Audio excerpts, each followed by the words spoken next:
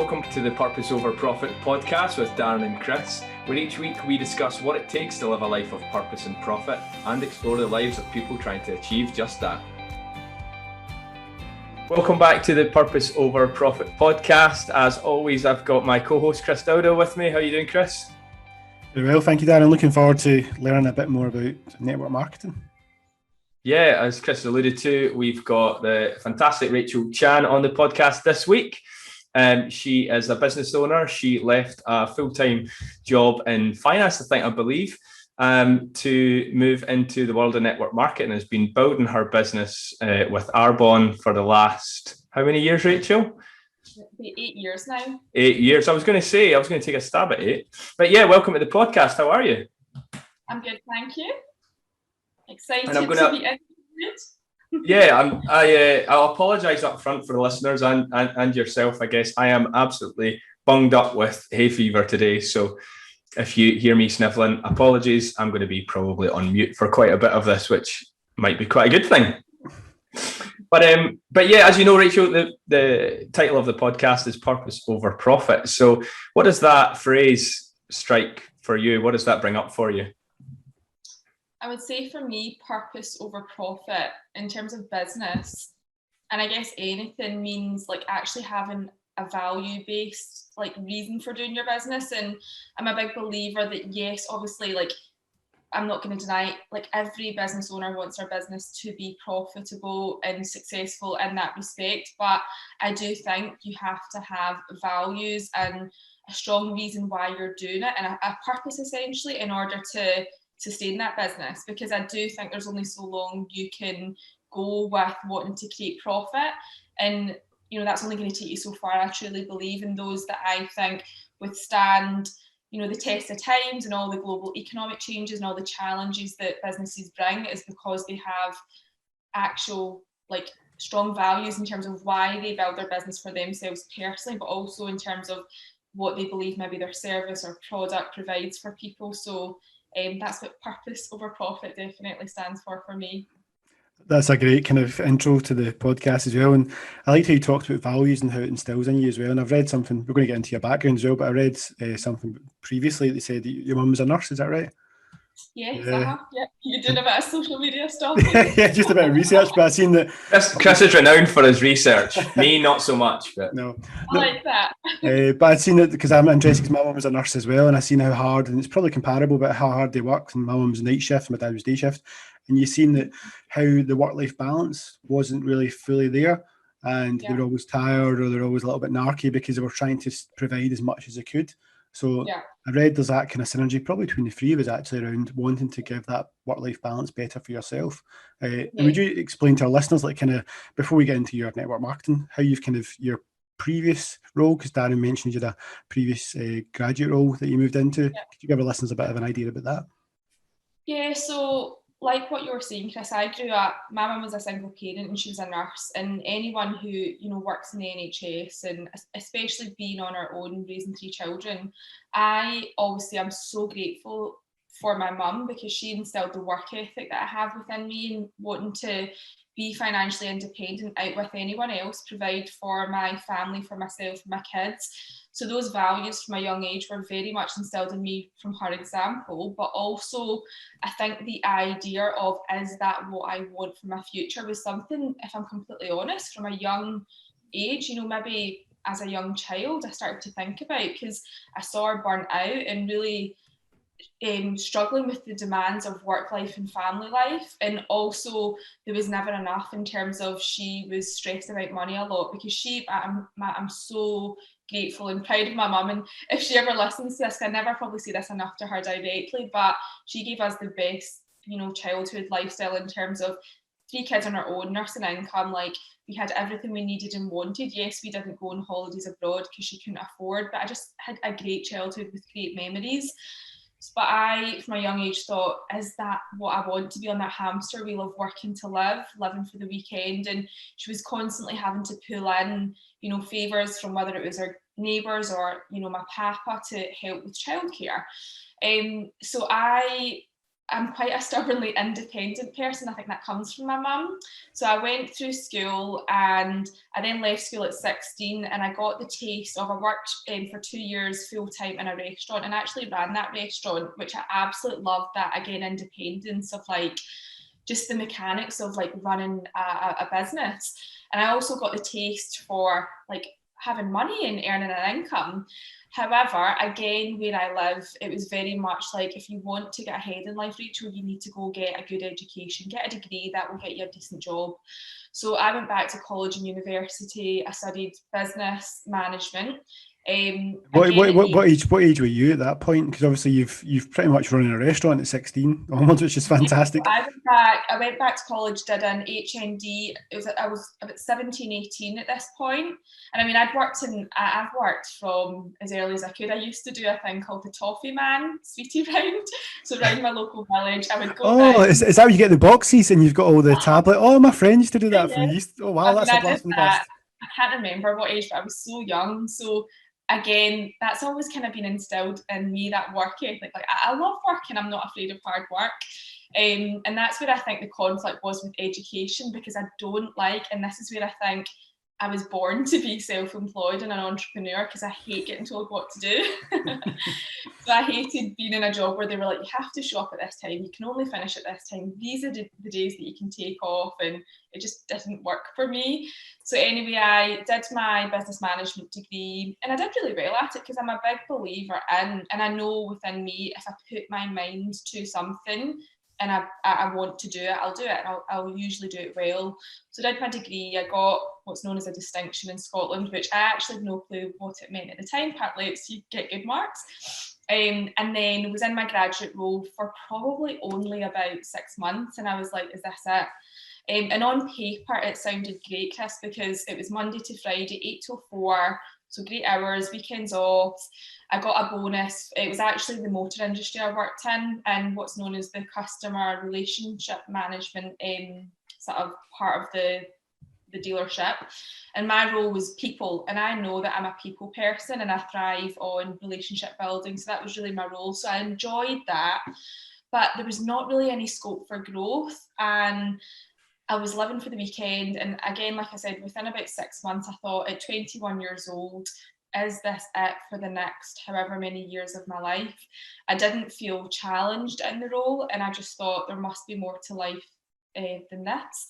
And that's when I started actively, I suppose, looking at other ways that I could make money alongside my job, but also other career opportunities as well. And that's really what led me to network marketing. It was, I met a woman through an event for my work, and she was very, very bold. And I think this is one thing I always say to people: have courage, because you never know what that could lead to. We met at an event, we had a conversation. Instead of her giving me her business card and relying on me to contact her, she actually showed up at my work the next day, and she was like, Rachel, we need to meet for coffee. You need to hear about this business. Did you buy a car out of interest? Sorry? Did you buy a car out of interest?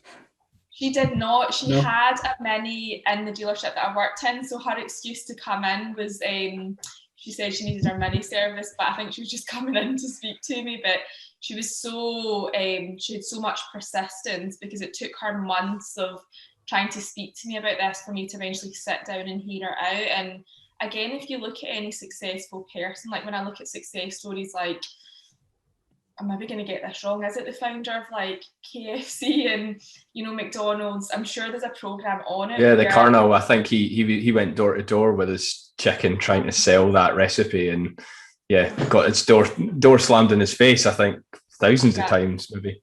Yeah, I think persistence pays off in everything. And again, if you look at, I always think when it comes to success, like all the success habits line up. So whether it's sport, so sportsmen and athletes, whether it's entrepreneurs, or whether it's people in careers, employees, like it's the same attributes that win, and it's persistence, it's work ethic, it's working on your skills. So long-winded answer to your question. I think that was brilliant, because sorry guys, actually, because even Portugal were playing the other night, and actually Cristiano Ronaldo scored. Now he's the all-time leading scorer in Euros. But there's a great clip on social media where he sits down at the table to do his press conference, and it's sponsored by Coca-Cola. And he sat down, and there's Coca-Cola bottles there and a bottle of water. And he moves the Coca-Cola bottles out the way and pushes them to the side, and just lifts up the water and say, "I just need water. That's all." And that's it. And you're right about those attributes and that mentality about sportsmen, about pushing themselves and everything else. And that just shows their values as well. And just when you mentioned that, I think there's that kind of relationship between successful people and what you're talking about there, about having those values instilled as well. Yeah, definitely. So I guess just to shorten that question, because sometimes I go off on tangents, I watched my mum's example, and I guess not having that work-life balance made me open to looking at ways that I could create that for myself. And I started my network marketing journey before I had any children. I've got 2 kids now, a 7-year-old and a 4-year-old. But when I fell pregnant and had my first daughter, that was really where my journey properly began, because I realised if I continue on the same path, I'm not going to have that work-life balance that I want. And my key thing is I wanted to be present for my children and be present, really just actually be there. So yes, provide a good lifestyle through working hard, but ultimately not trade off that time with them. And I think so often as a parent, unfortunately, we sometimes have to choose one or the other, work really hard in a career in our business and sometimes make sacrifices and not experience those important milestones with our children. Yeah, I just want to touch on a couple of things there. I think firstly, you were how old when you started thinking about another career, 2021 or even younger? I'd done my degree, was in my job, and I was constantly on, the job websites looking at different things. And I think the key thing I was looking for was something, yes, I wanted something that did pay well because I knew that would give me the lifestyle I wanted, but it needed to fit in with my values of what I wanted, and being challenged and working hard is always something that I've enjoyed. I couldn't just sit at a desk every day, and that's what ended up happening in the role that I was in. Yeah, and I guess you went and done the traditional route. It's almost like you started at 16 and it was no, society, you need to go and get an education, Rachel. So you went, got an education, got your distinction, got your business degree, and then were sat at a desk and went, this isn't for me. And I think my observation when I've looked at you, I follow you on social media, is that to know that at such a young age is actually such a gift.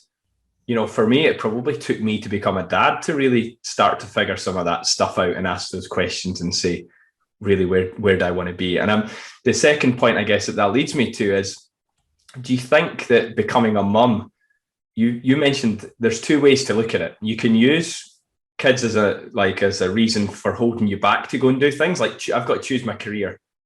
Or you can use that as an opportunity to say, no, this is how I want to change to be there for them. You've obviously chosen the latter there, and there's no judgment in that at all, because sometimes it's about knowing that option. But you think if you didn't become a mum at that time, what do you think might have happened with the network marketing journey, I guess? I don't know. I don't know if I would have pushed myself as much, because I always think in life there can be turning points for people. And like you said, it happens at different stages. But for me, I never envisioned having kids young because I was quite career driven and I wanted to travel. So when I fell pregnant, I was like, oh my God, what am I going to do with my life? And it was like that sliding doors moment of I had a choice, because actually at the time my partner and the father of my kids said to me he had his own business, why don't you just do my admin? And I remember it was like the black cloud had ascended, because no disrespect and there's nothing wrong with that, but I just wanted my own career fulfillment, but also my own financial independence. And obviously, thank goodness I chose that option, because I'm now a single parent on my own with the kids, and I wouldn't have the choices that I have now if I'd not made those decisions. But definitely having my daughter, she was in intensive care for 2 months, and I think that was a huge turning point, because I was so young going through that. It made me value time, because I felt like I'd missed out on 2 months of her life. So obviously, what it's like when you have your child the first, especially as a young female, I just didn't feel I'd created that bond with my daughter because she'd been in intensive care. And I remember getting home from the hospital and thinking I should be happy because my baby's out of hospital. She's now, on recovery, but why am I not happy? And I just felt like there was something missing, and I'd lost my own, spark almost. So that was Mia was born in September. We got home kind of end of October. And then November, December, I was just kind of like sat thinking I should be happier than this.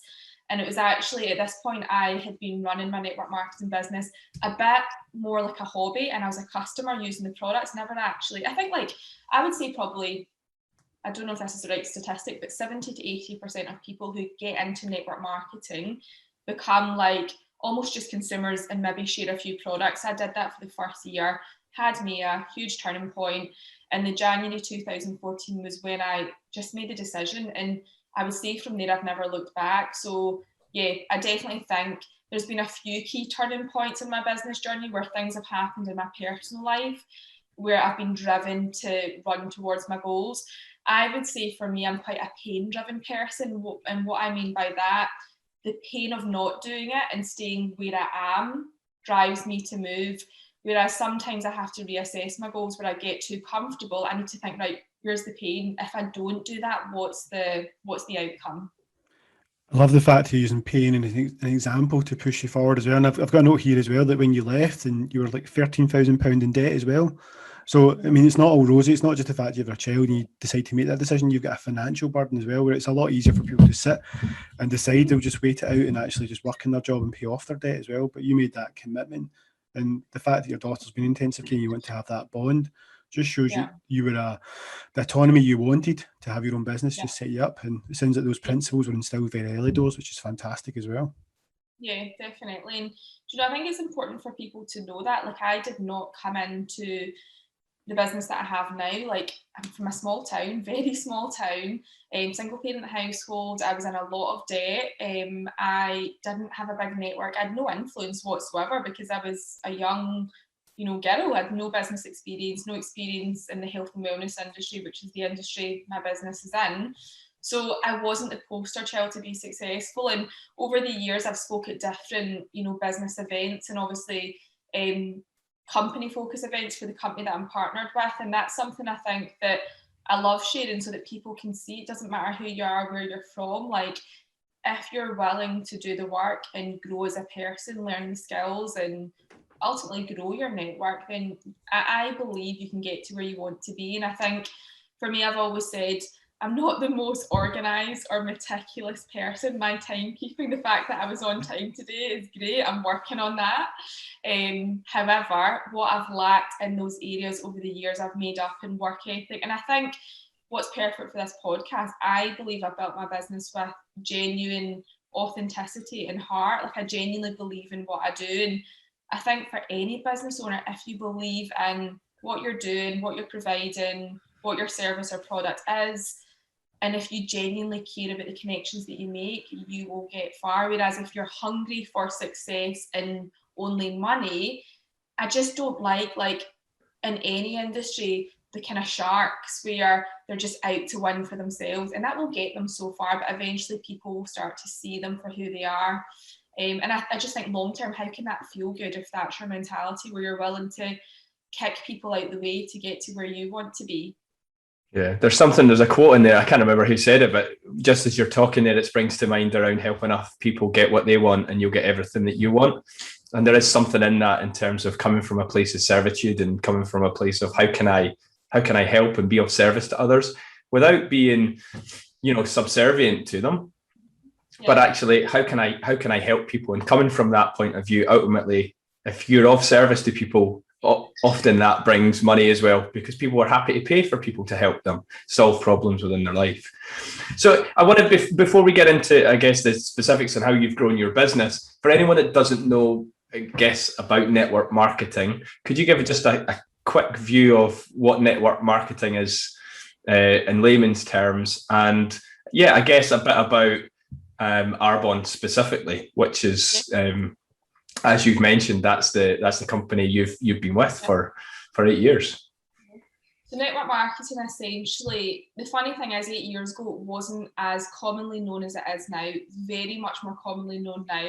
I think because a few reasons. Number one, the rise of people looking for plan Bs and understanding the importance of not having all their eggs in one basket, but also equally the cost of living has risen so much that people now are looking for ways to create more than maybe their single stream of income in a household, or whether it's two with the husband, wife. They're looking for ways to diversify their income, so it's much more commonly known. But also like social selling, essentially, which is what network marketing is huge. Word of mouth advertising is probably the way that most businesses are thriving today, and also through social media, getting their products and their services in front of a wider network. So essentially what network marketing is a company that sets their company up, and Arbonne specifically is product based, so it's health and wellness, and instead of using the traditional route to market, so traditional advertising, wholesalers, warehouse, sales force, retailers, which costs a lot of money for the company, takes a lot of time. And essentially what that means is for the company, in order for them to produce, let's just say, the products that they want, they either need to look at value in terms of like, they don't put as much quality into it because they can't have as big a budget for production, manufacturing, research, or it's more inflated because they have to pay all the middlemen. So what network marketing companies do is they cut out all those middlemen, and the only sort of, I suppose, process it goes through is the company makes the products, they manufacture, they set up, their own warehouses, they pay for the website. Now, if you're a business owner, you'll understand websites that are fully functional, have a global infrastructure, cost a lot of money. So network marketing companies will take care of all of that, all the legalities of business, and then they will pay independent business owners like myself, essentially consultants, distributors, whatever you want to call us, to basically be the marketeers of the brand. So what does it mean for, I suppose, an entrepreneur? I always describe network marketers as entrepreneurs. So yes, we didn't create the company, the product, and some people might believe that makes us not real business owners. What it enables us to do is, I suppose, take out all the time and headache and all the stuff that is difficult for traditional business owners, and all we have to worry about is mastering the skills of marketing, who we are, our brand, what we do, and then Arbonne as a company take care of distribution and all those other things, so the logistics of it. And I believe why network marketing is great for someone who wants to have a business, low cost, low risk in terms of it's low entry fee normally to get involved, but also the scalability is there. And people can do it part-time, so there isn't a risk where maybe, let's just say, you set up a traditional business, you invest all your money and you give up your job to do that. You can run this alongside a full-time job, another business, until it reaches that point, if that's your goal, to walk away from those things.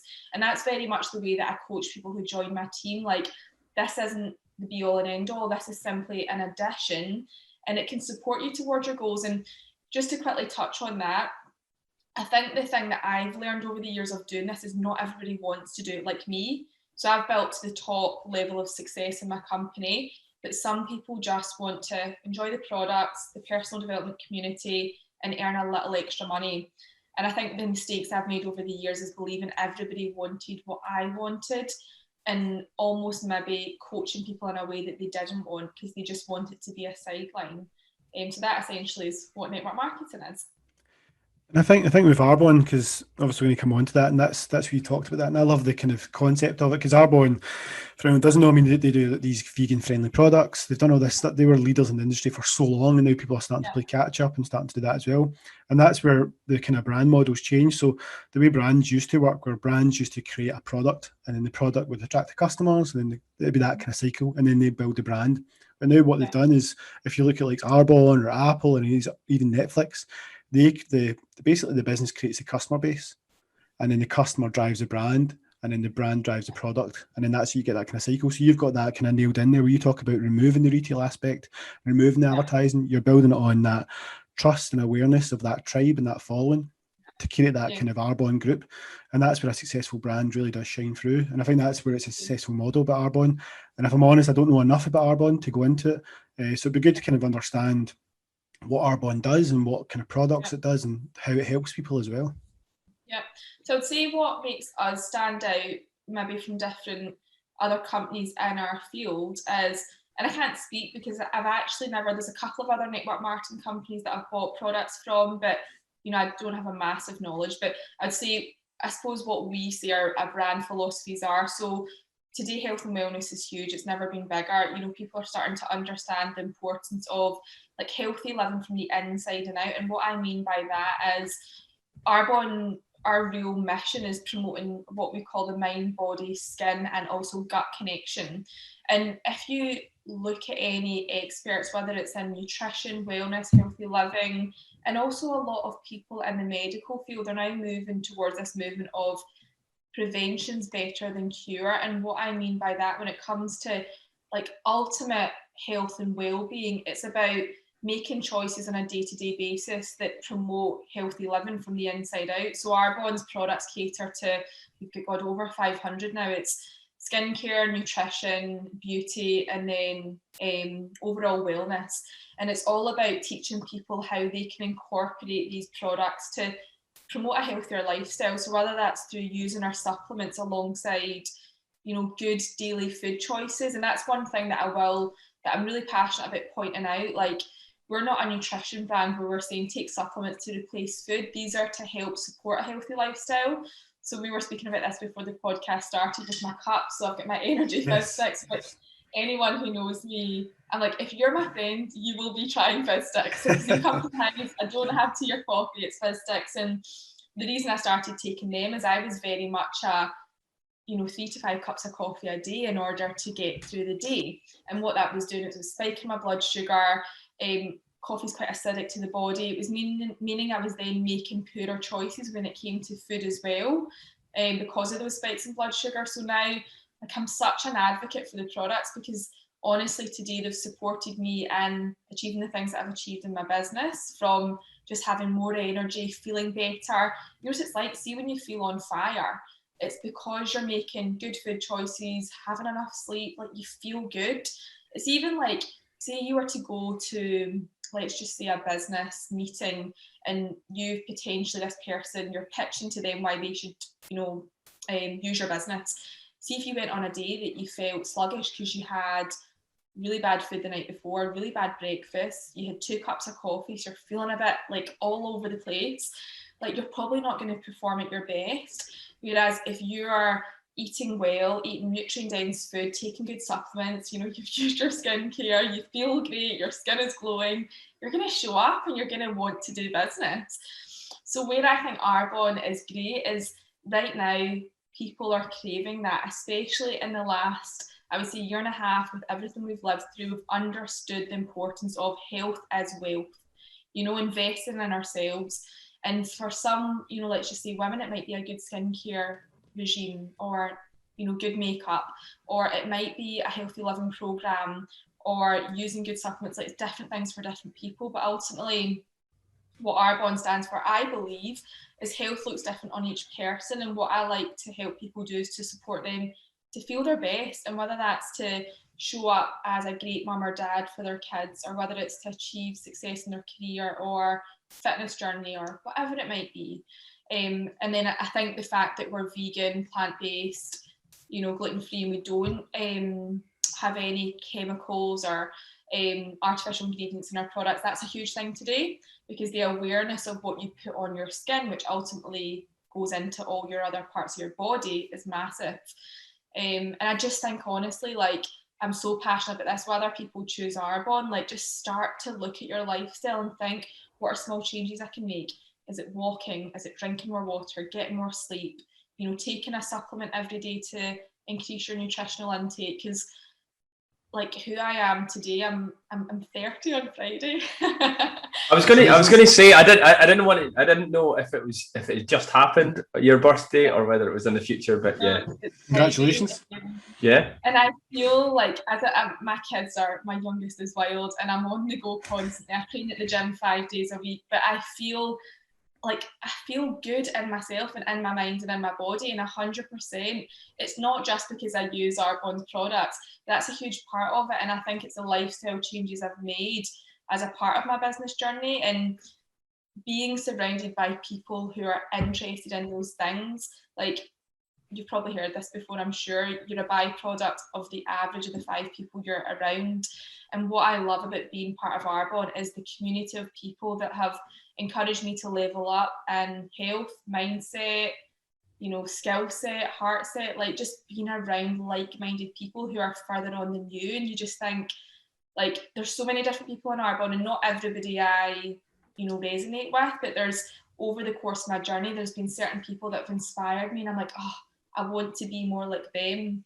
And I just think that inspires you to improve your life. Whereas if you're constantly around people that are negative, they moan and make bad choices, whether it's around alcohol and, you know, food, then you're not really going to be inspired to take action and change your life. And more than likely, you'll make the same choices that they do. Yeah, and there is so much in that. I'm reading Dr. Chatterjee's book just now, which actually, I don't know, Chris, your wife, I know, is into Dr. Chatterjee, but I think like it's all common sense, a lot of this stuff. So, you know, it's good sleep. It's good, like, what food are you putting into your body? Like, less than 5 ingredients is probably going to be okay. More than 5 is going to be overly processed, and it's probably not going to be too great on your gut. It's probably going to affect your sleep. And even coming back to coffee earlier, I learned something which I've made a change in just the last couple of weeks. But I realized if you have a coffee at 12 o'clock, like midday, there'll be a quarter of it in your system at midnight. So when you're hopefully asleep by midnight and you're trying to get into a deep state of sleep, you're still carrying that caffeine, which is potentially preventing you from doing so, which then has a knock-on effect into the next. And then you wake up and go, I'm going to flood my system with caffeine again, and the cycle goes on. So I think certainly, you know, I've tried Arbonne's products. I think they're great. I'm still an advocate. If anyone's ever heard of Arbonne, you'll know about fizz sticks, like, guaranteed. If that's the only thing you ever take away, you guarantee you'll love them. I'm going to have to try them, by the way, because I drink coffee. I'm sure Rachel will hook you up. Absolutely. I want to take you back to like that decision, and what I should say to preface this, because something we haven't spoken about with network marketing and Arbonne in general, is you can be, although it's not you don't run the company, you can get to the top level within that company. So you are effectively distributing those products. You can help people start their own type of business, and or just consume those products in general, because that's what you're selling. But that allows you to move through certain tiers. You're now at the top tier. You're a vice president or national vice president. Sorry, I get that wrong there. So you're at the top level of management, and that's taken you, well, what, 7.5 years, 7 years, something like that, to get to. Now, if you put anyone in any position in any career and say, how are you going to get to you're going to become CEO, or you're going to get to director level within 7 years, it's unlikely. A 30-year-old, you're at the top level of your network marketing business. I want to kind of take you back to when you were first starting and you're like looking to try and make that transition. Can you give a flavour for just how difficult, I guess, that decision it was? Chris mentioned you were like 13 grand in debt. Yeah. You're on maternity leave. You just had Maya, and you're thinking, how am I going to manage this? I know that I'm not fulfilled in my own role. Mm-hmm. I've got network marketing there. So how do you go about squaring off the finance, the profit effectively, versus like this feels like a really good company, a really good opportunity. I need to push on this. Yeah. So to even get started, because clearly was not financially literate from a young age, I went to uni and they offered me student loans and overdrafts.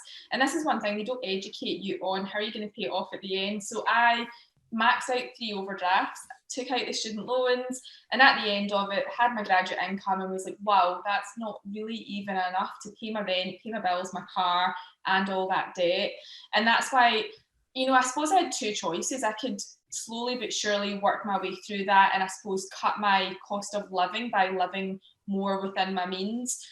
And that's a decision that people can make. But again, I wasn't happy with that, and I knew I wanted to buy a house. And at the rate that I was going, that would have been nearly impossible.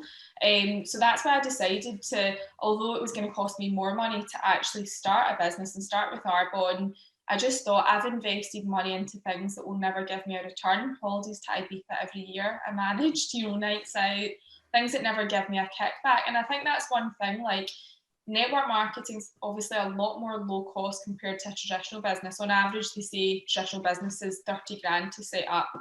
On average nowadays, the entry to network marketing can be a couple of £100. And the thing is, like, usually you've got a sign up fee. So for instance, with Arbonne, it's £30. I think when I signed up years ago, it was 57. And that gives you basically what's known as your ID, and you get your own website link with that. And from there, I'm a big believer, if you're going to start in a product-driven business, which Arbonne is, you need to invest in products to use, because it's like being, again, I just compare it to, let's say, a hairdresser. You would not go out being a hairdresser where your hair dyes, and you wouldn't be like, you know what, can't afford to invest in blonde. Nobody's going to want blonde, so I'll just get dark brown hair dye. You would fill your kit with what you need to do your business. Otherwise, you're going to be restricted. So I think the good thing is, especially now, most of our businesses ran online now, because obviously everything that's happened in the last year and a half. So really the only products that people need when they start is, I always say, let's get you a transformation. So whether we get you on our nutrition program for 30 days using our supplements, whether we get you skincare, and I believe if you're a female as well, like, do switch out your skincare and makeup, because again, like, you wouldn't work for a brand and use another brand. You wouldn't try to sell, let's say Clinique lipstick, but use MAC lipstick at the counter, because people are going to be like, what's that you're using? So when somebody starts, I'll get them using the product, and that's what I essentially did, invested in my product. Now, I couldn't afford to do that, and I actually had to take out a further loan in order to get started. It was like one of the worst loans in the market, a high interest loan. And again, looking back now, like, I had family members who advised me not to do it because they believed I would never make this a success. And they believed that actually, like, it was never going to work. And I think their intentions, albeit, were well, but I just think when it comes to life, you have to do what intuitively is right for you. And I just had in my gut, if I don't do it and give it my all, I'm going to regret it. So found a way to get started, invested in my product for a year, made little to no profit. Most people would give up. But what happened in that year is I connected with a few key people who were very successful in Arbonne. And as I started to watch their lifestyle through social media, it inspired me more to want what they had. But equally as well, I met them at training events, and the more I got to know more people, I just thought, these are the types of people I want to be around and learn from. And I think that's important in any career route you're in, or if you are an entrepreneur, like, start getting around people who are further on to inspire you and learn from. Because I do think it's so easy to give up, especially in network marketing in the first year, and most people do. And I'm just so glad I had little to no success in my first year, and I didn't give up. And as I said, in 2014, when I made the decision, that's where things started to actually, kick off as such. And this is probably a good time to kind of help debunk a couple of myths about network marketing, or even Arbonne, to a point, because I've had experiences where I've went to meet a potential client and I've sat and had a coffee with them, and then before I know it, they're showing me this product which can help you with your vitamins, you do a scan, all this kind of stuff, and they're trying to sell you something straight away. Yeah. I read something that you mentioned which I loved as well. You mentioned when people talk about selling to family or selling to friends and relationships, you mentioned, like, if you opened up a coffee shop, would you not welcome in your friends and family to come and support you and do this? So it's the same when you do the products as well. And I guess it'd be interesting for people to understand how that feels, moving from that cushy job to then becoming a representative and a salesperson for the organisation as well. Yeah. Oh God. What I will say is I got so much stick when I started about not my family but other family members, of why would I want to sell to my family and friends. And I do just think, see, because network marketing is not bricks and mortar. It's like, if you opened a coffee shop or a retail shop, would you open your doors and your launch and say to your friends and family, I'm launching my new business, come down? Now, what you wouldn't do is hold a gun to their head and be like, you have to buy. Nobody's doing that. But you would open your doors.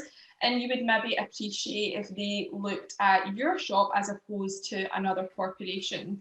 And that's the same with network marketing. I have offered and opened my doors, to all my family and friends, but actually, and I think this is really important, if anyone is listening to this and you're in network marketing, very few of my friends and family member over the years have really done anything substantial to be a part of my business. Now I do, and I'm very grateful. Most of my friends, I would say 95%, are now on the fizz sticks, like definitely, because they love them and they're great.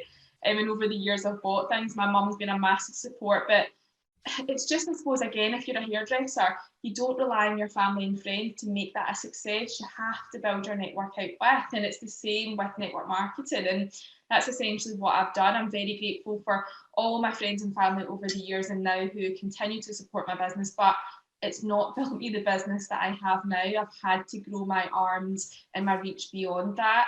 And I just think it's important for people to know in any business, like, I have been thinking about setting up another business recently, actually, and I've got a few different ideas, and I've approached a few different friends and family and shared my ideas, and pretty much all of them have been like, don't do that for this reason.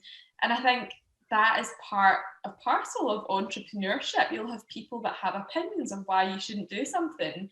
And I think that comes to being headstrong in terms of believing in your reason for doing it and what you can achieve, which is not easy when you've got constant criticism, which I would say for the first 3 years of my business, I had that continually until I had a massive breakthrough. And I reached a level in Arbonne, which is called regional vice president. Basically, when you get to that level, you get a car through the company, or a car bonus towards a white Mercedes. And where I stay, nobody had earned that in the town that I live in. And I think me reaching that and people knowing me as a normal person, they're like, wow, this actually does work if you work at it. Can I just quickly ask then, that's honestly fantastic. I love the concept where you're starting a new business, considering it, and you ask for feedback. Do you feel that feedback or that kind of negativity or kind of the more pessimistic kind of viewpoint would then spur you on to consider it even further? Or is that kind of, because entrepreneurs seem to have that kind of perception of the risk takers? But yeah, I would say for me, I'm definitely a person. Tell me I can't do it and I'll show you that I can. Not everybody's like that, and I think that's the thing. And I do think you need to learn how to silence the noise. And for me, what helped with that was listening to podcasts, reading books from other successful entrepreneurs, athletes, people in their field who went on those journeys of people telling them they couldn't and then proving them that they could. And that's where personal development, I think, plays such a huge part in your success, because your mind believes what you feed it. And, I've just invested so much time and also money over the years in, feeding my mind with good information and inspiration, because I was surrounded by people and I suppose obstacles that were telling me this was not going to work. Darren obviously asked my journey, like what that's looked like building to the top of the company. It's not been easy. I've had so many setbacks along the way, but I do think the thing that separated me maybe from someone who hasn't, and I believe this is what, when you look at national vice presidents in Arbonne, it's their vision of where they're going to go and what they can achieve, but also how they can help others, and it's their belief. And I think what you lack in skills in the beginning of your network marketing journey, because it's a skill-based business, like any business, you can make up in vision, belief. So I would say believing in your product or service and also your offering. So, for me, I've always fully believed in that and what it can give people. And then quickly, Chris, just to touch on what you spoke about, like, I think it's so important to have integrity, where if you're meeting somebody, whether it's a friend or don't just whip out a product and try to sell to them, or a business plan. Like, when somebody joins my team, I'm like, be honest. And if you want to meet somebody, to share this with them, say, Chris, I want to meet you. I've got a business opportunity with a company called Arbonne that I've started. I'd love you to hear it. It might not be for you, but I'd love to, show you the information and actually be on, or show you the product. Like, don't say, let's catch up for lunch or coffee, and then whip out a laptop and start trying to pitch them. Because I think that's what gives it the bad rep, because people have maybe done that and it doesn't feel good, does it? If someone's saying, I want to see you to catch up, but actually they just want to pitch you something. Yeah, 100%. And there's something in what you said around surrounding yourself by the right people. Like, I would say on the property side, people often say like we must have spent 25-30 grand on proper education, ridiculous amount of money, and so thankful now that doesn't happen anymore. But when people say, well, what do you think it got me? Sure, it gave me a bit of knowledge. Most of that is actually available online now. But what it did was put me amongst people who normalized how to buy property, how to raise finance and things. So it was like, I can see that there's people actually happening. And it sounds like what's one of the things that separated you from other people, I guess, that are in your industry might be you actively said, right, I've connected with some certain people. I want to get around them as much as I possibly can because they're going to feed me with the inspiration, the vision, they're going to tell me how I should be from a personal development point of view in terms of selling and being successful at this business. And that's a key thing, because you are going to end up being dragged along because of the people that you spend time with. Even if you're not even making a fraction of what they are, you can't not learn and grow as an individual and as a business when you're surrounded by the right type of people. 100%. Yeah, totally agree. Yeah. And I also think as well that you're talking about, you said that these people you looked up to, you see them on social media, and I've looked at your social media stuff as well, and the authenticity comes through as well. You mentioned that word and that integrity, because obviously you put stuff up there about your training, about your products, but you also put a lot of stuff about family as well. And I mean, I've read a couple of quotes. There was a great quote you put where it said, an investment in yourself pays the highest dividends. So that's kind of goes back to what Darren said. But even I seen a post you put up in February of this year. We talked about resilience and actually understanding where you are, understanding how hard that is with children in the house, but understanding how you can actually develop and thrive as well. And I've seen that last year's word was thrive, but this year's word is strive. Is that right? Yeah.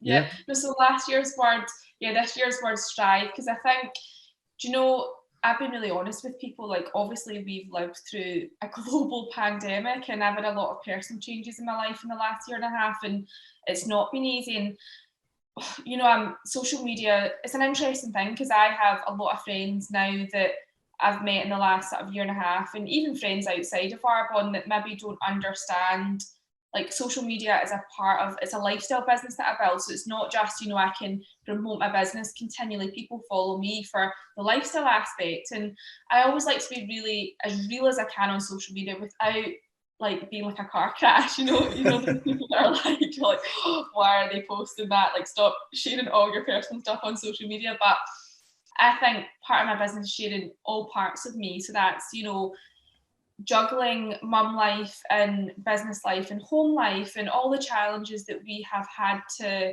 embrace in the last year and a half, being in lockdowns, being, more isolated than usual.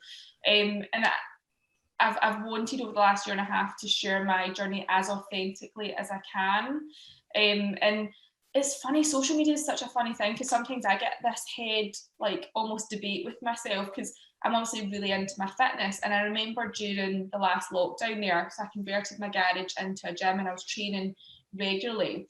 And then I've obviously got certain people in my social media that maybe follow me through, my kids go to their school or nursery or whatever. And I received a few messages of like, oh, Rachel, why don't you just slow down? And like, it's almost like they're judging you for being like driven towards the different goals that you've set yourself. And sometimes I'm like, oh, maybe I should just slow down a bit, because that's triggering other people in a time where people's mental health is more vulnerable, and maybe me sharing my fitness journey is like upsetting them. But then equally, I'll get the really nice messages from people being like, thank you so much, you've inspired me to start exercising, or investing in myself, or eating better. So I just think when it comes to like social media, like, you just have to do your thing and be yourself and be as authentic as you can. But also realize, and I think this is important for people to know, like, I'm not that. There's some people who use social media, they'll go on and they'll cry and be like, I've had a really bad day, and that's fine, and that their network like that. I'm not that person. So when I have my bad days, I'll maybe do a post and I'll talk about what I've learned once I'm through it.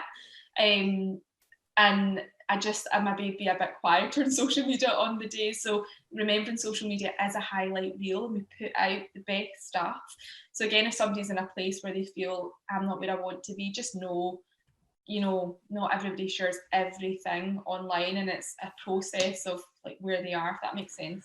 Yeah. Share what you're comfortable with. Don't share, like, there's a difference between being authentic and sharing and being like completely transparent. And it's not a reality TV show. I think that's where we've had to educate ourselves on this as well, me and you, about this piece, because we came out of the corporate world where it wasn't all about show and tell, and you're trying to establish that and come out of this piece. And I think that's where, because I've had that personal experience where somebody said to me, Chris, you're all over social media just now, and that came from a family member. This is what I've heard from friends. And I was like, all right, okay, but then constantly, I've had it so much, and I think that's where you kind of need to put the blinkers on, because my social media over the last 8 years has supported me massively, not just in Arbonne, but Darren will know because Gillian, his wife, attended. I partnered with a brand called the Girl Tribe Gang in 2018 and set up female entrepreneur networking groups in Scotland. And this was amazing for so many reasons. One, it was a passion. I love bringing women together, and we spoke about, you know, vision, belief, and skills to grow your business, and mum guilt, and all those things. But two, opened so many doors where I actually was asked to speak at a retreat in Ibiza for female entrepreneurs. So I think when it comes to social media, you have to realise that sometimes friends and family aren't going to understand why you're sharing what you're sharing, and they just see it as, oh, why are they sharing that? Why aren't they always on social media? Like, because they're not using it. Like, I suppose they use it as a, what's the word? Recreational. Like some people are using it intentionally, whether that's to share a fitness journey, grow a business, grow a brand, create new networks, you know, whatever it might be. And criticism, I always find this as well. I was looking up there when you were talking earlier, because I have a poem by Marianne Williamson, Your Greatest Fear, and it talks about never dimming your light. Don't dim your light for others. Be as big and bold as you want to be. And if that's not for some people, cool, but don't dim it just so like they don't feel they feel uncomfortable to be around you. It's just they don't need to be around you. And there's something about when people are criticizing and judgment, I always hold in my head that it gives people the feeling of moral authority without having done anything moral. So it makes people feel better to say, oh, Rachel, just slow down, because it's maybe making me feel bad. But I'm like, I've given that judgment. They feel better about themselves because they've judged or criticized in some way. And that's made them feel a bit better about themselves, but they haven't done anything moral to achieve that. And I think a lot of the work that you do, I think you do try and come across as authentic as possible. And that doesn't mean sharing absolutely everything in your life. God, no, like I'm pretty sure no one wants to see anyone's life like that. But I think there is a balance to be had for sure. And there must be something about inspiring other women as well, like you were saying, the young mothers as well, single mothers as well, with 2 children, and showing what they can achieve as well. 100%, yeah, definitely. And that is one thing, like, and I think that's where over the years I have loved sharing my journey, and people who've maybe watched from the beginning, like, I'm still the same person, but they can see the transformation in me, like, you know, in terms of mindset, physically, and just who I am. And I think that's the amazing thing when it comes to social media. You can literally see people's journey, and it's inspiring. And that's where I'll follow accounts where they give out good content and value, and their content inspires me. And I think social media can be a great thing. It can also be quite a toxic thing. And I think what I mean by that is it depends how people choose to use it and who they choose to follow. And I read something the other day, like, have you heard of Vex King before? He's a author, motivational speaker. He actually trained at one of Arbonne's latest events. He's really good. He's got an amazing book that I'm reading just now called Good Vibes, Good Life. And everything we've actually discussed, he talks about in the book, in opinions of others, you know, self-criticism, negative self-talk, surrounding yourself with positive people, good habits, routines. And I loved what he said the other day, like, we get to choose what we feed our minds with. And it's the same with social media. Like, I always say, like, I remember putting up a post a while back because it was a fake account, and it's always a fake account. I got a horrible message from a fake account basically about, you know, my body, and, you know, I was too skinny and I should eat a burger and all this stuff. And it's never number one, it's always a keyboard gangster from a fake account. But also I'm like, unfollow. There's an unfollow button for a reason. Like, if you're not enjoying somebody's content, unfollow them. And I actually don't get offended now. Like, I, in certain times in my life, have unfollowed certain people, and the company that I work for, not because I don't like that person, but because And that was where I was at. And you just spoke about that, Dad. And see, when I feel triggered by somebody, it's because I know it's my mindset. So maybe somebody's further on in their Arbonne journey and I feel triggered because I'm like, they constantly feel they look like they're winning. Why am I not winning? So I think in life, like if you're aware enough, you realise that your issues with others quite often are because it's triggering some form of like insecurity in yourself. It's shining a mirror, yeah. Well, that's it, yeah. And obviously there's people in life that maybe just aren't your type of people, that's fine. But I just always try to think, like, I try to have that awareness of like, why is it upsetting me? Is it genuinely that person's behaviour, or is it something within me that's triggering an insecurity? Yeah. I like that as a summary as well, that you can just unfollow if you're not sure about somebody's content, and if you don't like it, then just unfollow. It makes it so simple as well. Yeah, well, we started the podcast kind of talking about, well, we spoke about Arbonne and nutritional benefit and putting the right things inside your body, but the exact same happens with your head. It's about never compromise. You can shape your environment about the people you spend time with. Who you follow on social media is going to feed your mind as well. What books you read. You know, if you're reading Now magazine or OK or whatever trash, I'm probably talking about magazines that I don't even know if they still exist, mate. That were there 10 years ago. But if you're reading some of that stuff and that's not the only things you're reading, like, cool, that might work for you. But I'd imagine a lot of that is probably subconsciously maybe body shaming you or giving you a subconscious view of like, that is what success is. And oh my God, how far are you away from that?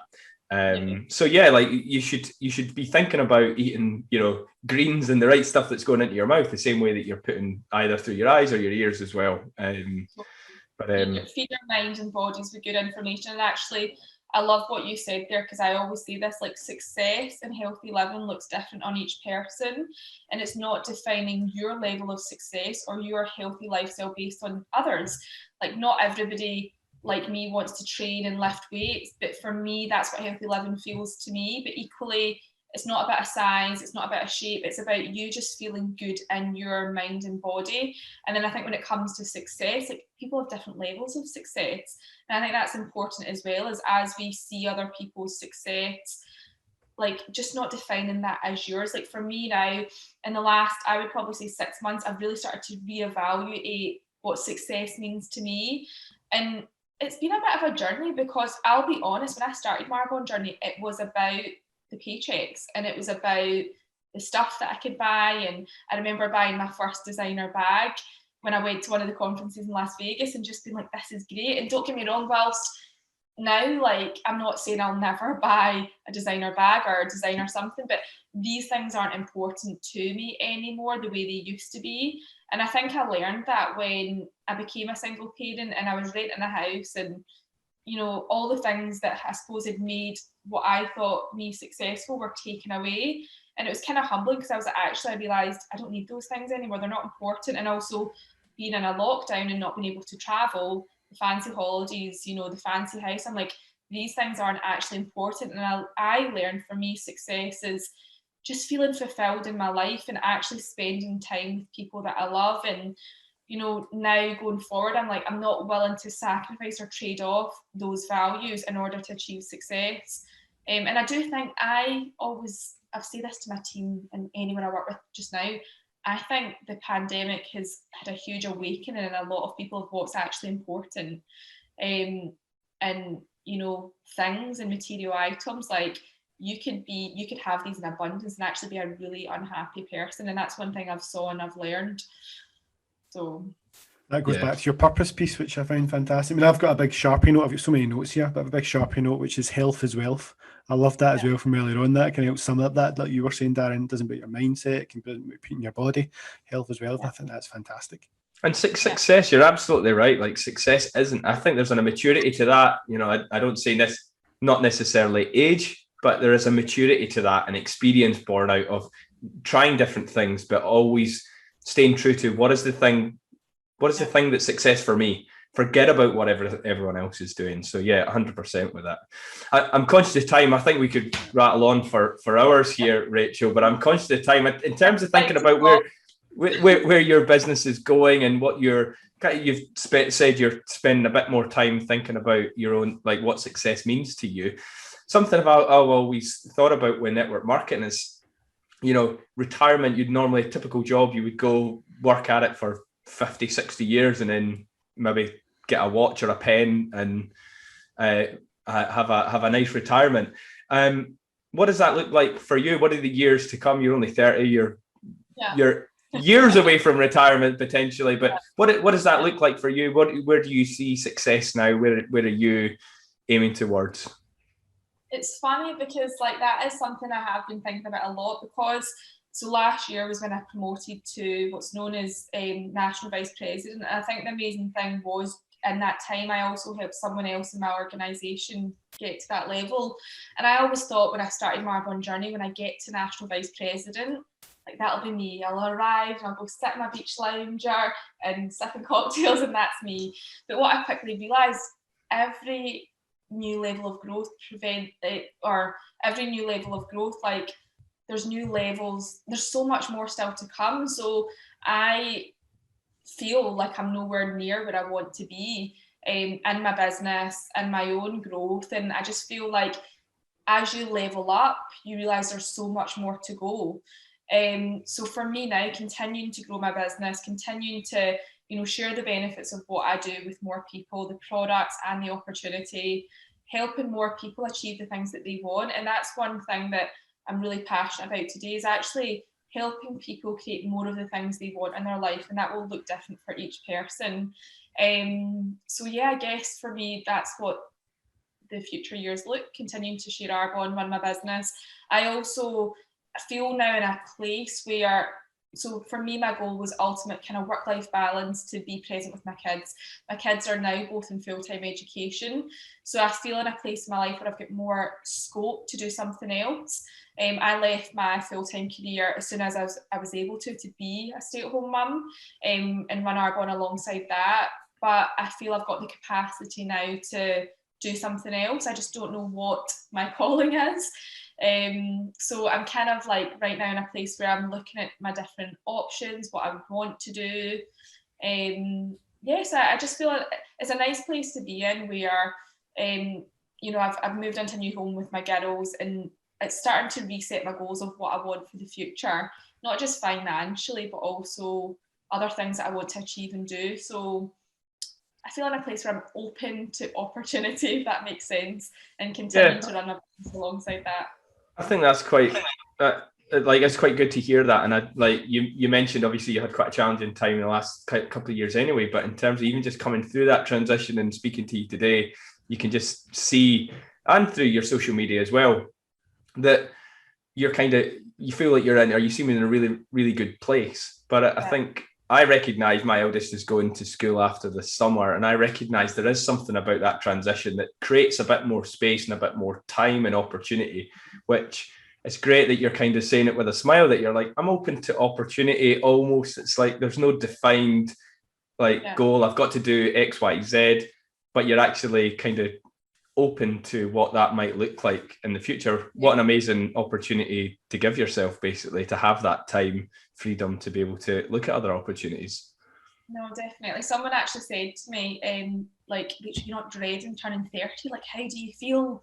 And I'm like, I'm excited. I feel like the 30s is. You're talking to the wrong people as well. Like me, Chris is 40 this year. I'm 40 next year. So yeah. I just feel my 20s were quite turbulent in terms of I was finding who I was raising babies, I was building a business, and honestly the last 10 years, I had to reach burnout in stages of my life where I was like, I'm not happy where I'm going and what my lifestyle looks like, in order to get to a place now where, what you were saying there, I do feel happy. And I think happiness comes from, I'm confident in who I am and what I stand for and the choices that I'm making. And don't get me wrong, everybody, a lot of people say to me, you always positive and happy all the time. No, absolutely not. Everybody, I have days where I have negative self-talk, I don't feel great, but I think it's that awareness around it, and I do just feel in a space where I'm excited for what the next 10 years holds. It sounds like you've got those foundations absolutely solid now, which is fantastic. Whatever you add on top is going to be successful by the sounds of it as well. So good luck for the future. Sounds fantastic. I'm looking forward to following it on Instagram and seeing what you're up to as well. Yeah, you've done so much at such an early age as well to in terms of self-discovery and development and stuff like that. The type of stuff which, I would say, I was doing in my 30s. you've knocked out of the park in your 20s. So yeah, fantastic, and enjoy the benefits all of that brings in your 30s, I guess. Thank you so much. No, this has been fun. And lastly, how can people find you? So they can find me. So mainly now I do use Facebook, so it's Rachel Chan on Facebook, but mostly Instagram's kind of where I share, I suppose, business lifestyle stuff. So it's Rachel_limitless living, which is my business name. And for me, what that means is just living without limits and knowing that, you know, you can achieve whatever you want to achieve. And it sounds so cheesy, but it's so true if you believe in yourself. And just reach for the stars. That's what I always say to my little girls. Like, I'm really working hard to instill, and I feel like my youngest has definitely got that down to a T. She's so headstrong, but just that belief of do whatever you want to do in life if you just believe in yourself. Yeah, fantastic. No, it's a fantastic message. Even if at times it's difficult to appreciate when you're the parent trying to give that advice, because there's a real conflict that comes. I want to wear this like mismatching outfit today. That drives my wife crazy, and I'm like, I didn't matter if she's in a tutu or whatever. I'd just send her off. It's cool. Is that not your boy with the tutu from maybe? No. It maybe is, Chris. It maybe is.